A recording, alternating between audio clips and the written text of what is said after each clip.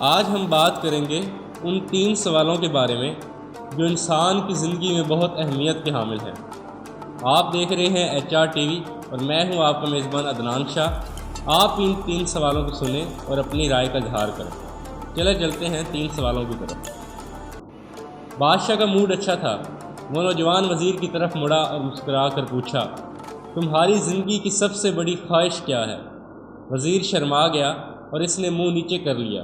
بادشاہ نے کہکا لگایا اور بولا، تم گھبراؤ مت، بس اپنی زندگی کی سب سے بڑی خواہش بتاؤ۔ وزیر گھٹنوں پر جھکا اور عاجزی سے بولا، حضور، آپ دنیا کی خوبصورت ترین سلطنت کے مالک ہیں۔ میں جب بھی یہ سلطنت دیکھتا ہوں تو میرے دل میں خواہش ہوتی ہے، اگر اس کا 10واں حصہ میرا ہوتا تو میں دنیا کا خوش نصیب ترین شخص ہوتا۔ وزیر خاموش ہو گیا۔ بادشاہ نے کہکا لگایا اور بولا، میں اگر تمہیں اپنی آدھی سلطنت دے دوں تو؟ وزیر نے گھبرا کر اوپر دیکھا اور عاجزی سے بولا، بادشاہ سلامت، یہ کیسے ممکن ہے؟ میں اتنا خوش قسمت کیسے ہو سکتا ہوں؟ بادشاہ نے فوراً احکامات لکھنے کا حکم دیا۔ بادشاہ نے پہلے حکم کے ذریعے اپنی آدھی سلطنت نوجوان وزیر کے حوالے کرنے کا فرمان جاری کر دیا اور دوسرے حکم میں بادشاہ نے وزیر کا سر قلم کرنے کا آرڈر دے دیا۔ وزیر دونوں احکامات پر حیران رہ گیا۔ بادشاہ نے احکامات پر مہر لگائی اور وزیر کی آنکھوں میں آنکھیں ڈال کر بولا، تمہارے پاس 30 دن ہیں۔ تم نے ان 30 دنوں میں صرف 3 سوالوں کے جواب تلاش کرنے ہیں۔ تم کامیاب ہو گئے تو میرا دوسرا حکم منسوخ ہو جائے گا اور تمہیں آدھی سلطنت مل جائے گی، اور اگر تم ناکام ہو گئے تو پہلا حکم خارج سمجھا جائے گا اور دوسرے حکم کے مطابق تمہارا سر اتار دیا جائے گا۔ وزیر کی حیرت پریشانی میں بدل گئی۔ بادشاہ نے اس کے بعد فرمایا، میرے 3 سوال لکھ لو۔ وزیر نے لکھنا شروع کر دیے۔ بادشاہ نے کہا، انسان کی سب سے بڑی سچائی کیا ہے؟ وہ رکا اور بولا، دوسرا سوال، انسان کی زندگی کا سب سے بڑا دھوکہ کیا ہے؟ وہ رکا اور پھر بولا، تیسرا سوال، انسان کی زندگی کی سب سے بڑی کمزوری کیا ہے؟ بادشاہ نے اس کے بعد نگاڑے پر چوٹ لگوائی اور با آواز بلند فرمایا، تمہارا وقت شروع ہوتا ہے اب۔ وزیر نے دونوں پروانے اٹھائے اور دربار سے دوڑ لگا دی۔ اس نے اس شام ملک بھر کے دانشور، ادیب، مفکر اور ذہین لوگ جمع کیے اور ان سوالوں کے جواب پوچھے۔ ملک بھر کے دانشور ساری رات بحث کرتے رہے، لیکن وزیر نے دوسرے دن دانشور بڑھا دیے، لیکن نتیجہ وہی نکلا۔ وہ آنے والے دنوں میں لوگ بڑھاتا رہا مگر کوئی اسے تسلی بخش جواب نہ دے سکا۔ وہ سوال اٹھا کر پورے ملک میں گھوما پھرا لیکن اسے کسی نے تسلی بخش جواب نہ دیا۔ شہر شہر کی خاک چھانتا رہا۔ شاہی لباس پھٹ گیا، پگڑی ڈھیلی ہو کر گردن میں لٹک گئی، جوتے پھٹ گئے اور پاؤں میں چھالے پڑ گئے، یہاں تک کہ شرط کا آخری دن آ گیا۔ اگلے دن اس نے دربار میں پیش ہونا تھا۔ وزیر کو یقین تھا یہ زندگی کا آخری دن ہے، کل اس کی گردن کٹ جائے گی اور جسم شہر کے مرکزی پل پر لٹکا دیا جائے گا۔ وہ مایوسی کے عالم میں دارالحکومت کی کچی آبادی میں پہنچ گیا۔ آبادی کے سرے پر ایک فقیر کی جھونپڑی تھی۔ وہ گرتا پڑتا اس کی کٹیا تک جا پہنچا۔ فقیر سوکھی روٹی پانی میں ڈبو کر کھا رہا تھا، ساتھ ہی دودھ کا پیالہ پڑا تھا، اور فقیر کا کتا چڑاپ چڑاپ کی آوازوں کے ساتھ دودھ پی رہا تھا۔ فقیر نے وزیر کی حالت دیکھی، کہکا لگایا اور بولا، جناب عالی، آپ صحیح جگہ پہنچے ہیں، آپ کے 3 سوالوں کے جواب میرے پاس ہیں۔ وزیر نے حیرت سے اس کی طرف دیکھا اور پوچھا، آپ نے کیسے اندازہ لگا لیا میں کون ہوں اور میرا مسئلہ کیا ہے؟ فقیر نے سوکھی روٹی کے ٹکڑے چابے میں رکھے، مسکرایا اور بولا، میں بھی وزیر تھا۔ وزیر نے حیرت سے اس کی طرف دیکھا اور پوچھا، آپ نے کیسے اندازہ لگا لیا میں کون ہوں اور میرا مسئلہ کیا ہے؟ فقیر نے سوکھی روٹی کے ٹکڑے چھابے میں رکھے، مسکرایا، اپنا بوریا اٹھایا اور وزیر سے کہا، یہ دیکھیے، آپ کو بات سمجھ آ جائے گی۔ وزیر نے جھک کر دیکھا، بوریے کے نیچے شاہی خلعت بچھی تھی۔ یہ وہ لباس تھا جو بادشاہ اپنے قریب ترین وزراء کو دیتا ہے۔ فقیر نے کہا، جناب علی، میں بھی اس سلطنت کا وزیر ہوتا تھا۔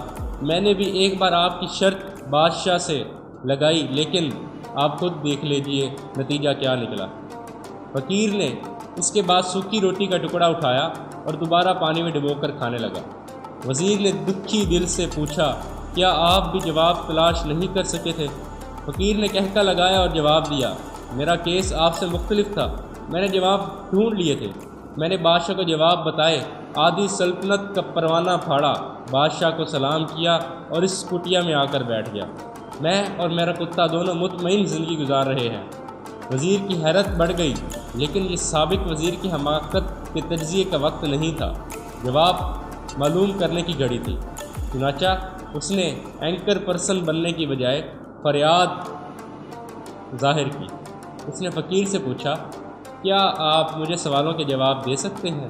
فقیر نے ہاں میں گردن ہلا کر جواب دیا، میں پہلے 2 سوالوں کا جواب مفت دوں گا، لیکن تیسرے جواب کے لیے تمہیں قیمت ادا کرنی ہوگی۔ وزیر کے پاس شرط ماننے کے سوا کوئی آپشن نہیں تھا، اس نے فوراً ہاں میں گردن ہلا دی۔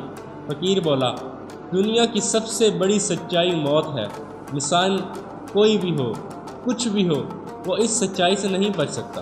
وہ رکا اور بولا، انسان کی زندگی کا سب سے بڑا دھوکہ زندگی ہے، ہم میں سے ہر شخص زندگی کو دائمی سمجھ کر اس کے دھوکے میں آ جاتا ہے۔ فقیر کے دونوں جواب ناقابل تردید تھے۔ وزیر سرشار ہو گیا۔ اس نے اب تیسرے جواب کے لیے فقیر سے شرط پوچھی۔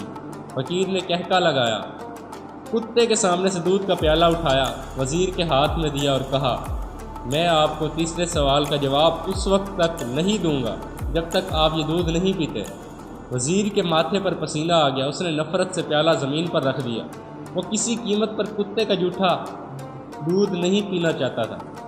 فقیر نے کندھے اچکائے اور کہا، تمہارے پاس اب 2 راستے ہیں، تم انکار کرو اور شاہی جلاد کل تمہارا سر اتار دے گا، یا پھر تم یہ آدھا دودھ پیو اور تمہاری جان بھی بچ جائے اور تم آدھی سلطنت کے مالک بھی بن جاؤ، فیصلہ بہرحال تم نے کرنا ہے۔ وزیر پھنس گیا، ایک طرف زندگی اور آدھی سلطنت تھی اور دوسری طرف کتے کا جھوٹا دودھ تھا۔ وہ سوچتا رہا یہاں تک کہ جان اور مال جیت گیا، سیلف رسپیکٹ ہار گئی۔ وزیر نے پیالہ اٹھایا اور ایک ہی سانس میں دودھ پی گیا۔ فقیر نے کہکا لگایا اور بولا، میرے بچے، انسان کی سب سے بڑی کمزوری غرض ہوتی ہے، یہ اسے کتے کا جھوٹا تک پینے پر مجبور کر دیتی ہے، اور یہ وہ سچ ہے جس نے مجھے سلطنت کا پروانہ پھاڑ کر اس کٹیا میں بیٹھنے پر مجبور کر دیا۔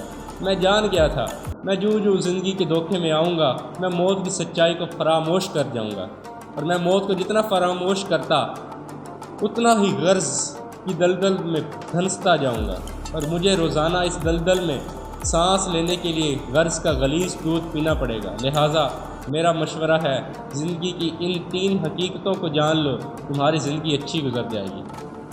وزیر شرمندگی اور خود ترسی کا تحفہ لے کر فقیر کی کٹیا سے نکلا اور محل کی طرف چل پڑا۔